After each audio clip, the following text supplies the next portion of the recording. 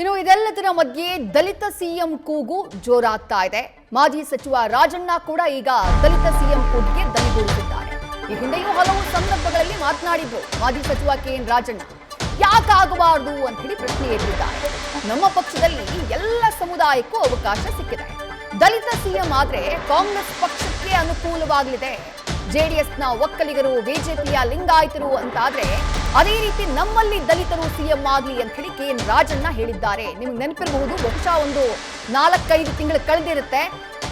ಮೊಟ್ಟ ಮೊದಲ ಬಾರಿಗೆ ದಲಿತ ಸಿಎಂ ಕೂಗನ್ನ ಯಾರು ಎತ್ತಿದ್ರು ಕಾಂಗ್ರೆಸ್ನಲ್ಲಿ ಅಂತ ಹೇಳಿದ್ರೆ ಅದು ಇದೇ ಕೆಎನ್ ರಾಜಣ್ಣ ಅವರು. ಈಗ ಮತ್ತೆ ಆ ಕೂಗಿಗೆ ಹಲವು ಸಚಿವರು ಧ್ವನಿಗೂಡಿಸ್ತಾ ಇರುವಂತಹ ಟೈಮ್ನಲ್ಲಿ ಕೆಎನ್ ರಾಜಣ್ಣ ಮತ್ತೊಮ್ಮೆ ಯಾಕಾಗಬಾರದು ಅನ್ನುವಂತಹ ಪ್ರಶ್ನೆಯನ್ನ ಎತ್ತಿದ್ದಾರೆ.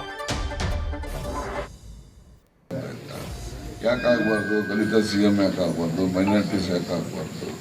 ಅಥವಾ ಬ್ಯಾಕ್ವರ್ಡ್ ಕ್ಲಾಸಸ್ ಅಲ್ಲಿ ವಾಲ್ಮೀಕಿಗಳು ಯಾಕಾಗಬಾರ್ದು? ನಾನು ಹೇಳೋದು ಮತ್ತು ಬಲಿತ ಸಮಾಜದಲ್ಲಿ ಯಾಕಾಗಬಾರ್ದು?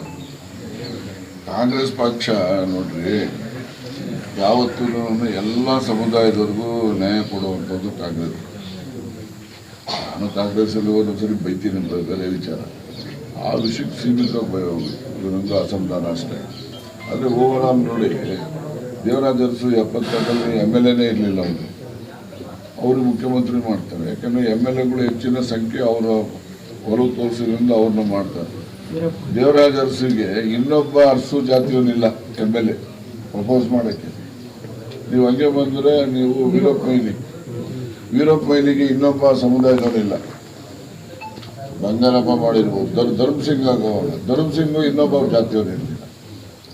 ಇಂಥ ಎಲ್ಲ ಈಗ ಒಕ್ಕಲಿಗರು ಮಾಡಿದ್ದಾರೆ, ಲಿಂಗಾಯತರಿಗೆ ಮಾಡಿದ್ದಾರೆ, ಕಾಂಗ್ರೆಸ್ ಪಾರ್ಟಿಗೆ ಎಲ್ರಿಗೂ ಅವಕಾಶ ಕೊಟ್ಟಿದ್ದಾರೆ.